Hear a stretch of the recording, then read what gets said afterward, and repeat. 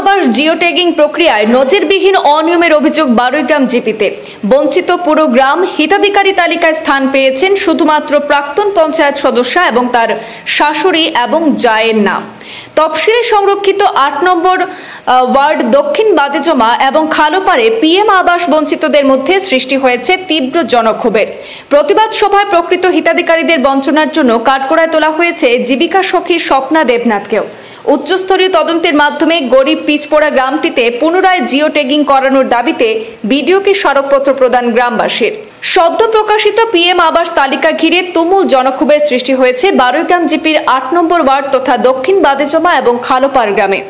তফসিলি জাতি সংরক্ষিত গ্রামের বেশিরভাগ মানুষের কাঁচা গৃহ, অথচ বিগত পঞ্চায়েত নির্বাচনের আগে জীবিকা সখী স্বপ্না দেবনাথের মাধ্যমে গ্রামে যে জিও ট্যাগিং করা হয়েছিল তাতে পুরো গ্রামকে বঞ্চিত করার অভিযোগ সামনে এসেছে। প্রকাশিত পিএম আবাস হিতাধিকারী তালিকায় দেখা যায় বঞ্চিত হয়েছেন শত শত প্রকৃত হিতাধিকারীরা।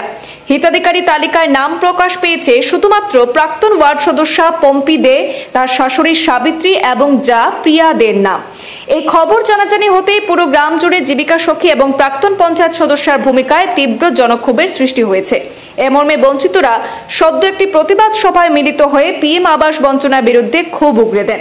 শেষে প্রতিবাদ সভার সিদ্ধান্ত অনুযায়ী নিলামবাজার খণ্ড উন্নয়ন ব্লকের বিডিওর উদ্দেশ্যে বঞ্চিতদের স্বাক্ষর সম্বলিত একটি স্মারকপত্র প্রদান করে এই অনিয়মের অভিযোগটি খতিয়ে দেখে সরকারি নিয়ম মেনে সঠিক এবং নিরপেক্ষভাবে পুনরায় জিও ট্যাগিং করার মাধ্যমে বঞ্চিতদের নাম পিএম আবাস যোজনার হিতাধিকারী তালিকায় অন্তর্ভুক্তির জোরালো দাবি জানানো হয়েছে। এখন আমরা এটা বারৈগ্রাম জিপি ৮ নম্বর ওয়ার্ড এসি ওয়ার্ড, কিন্তু আমরা এখানে কিছুদিন আগে ইলেকশনের মুহূর্তে জিও ট্যাক্স করা হয়েছে।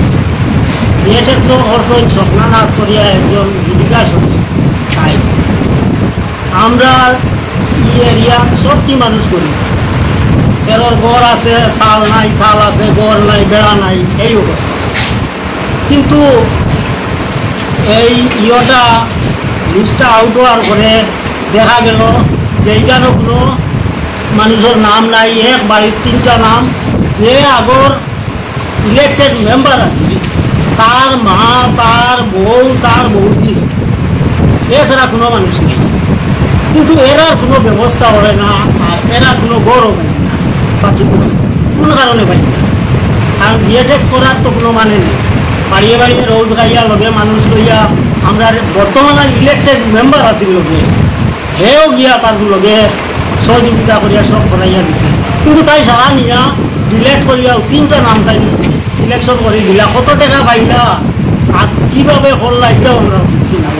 দয়া করিয়া বিডিও মহাশয় আমরা তারা তদন্ত করিয়া আমরা যারা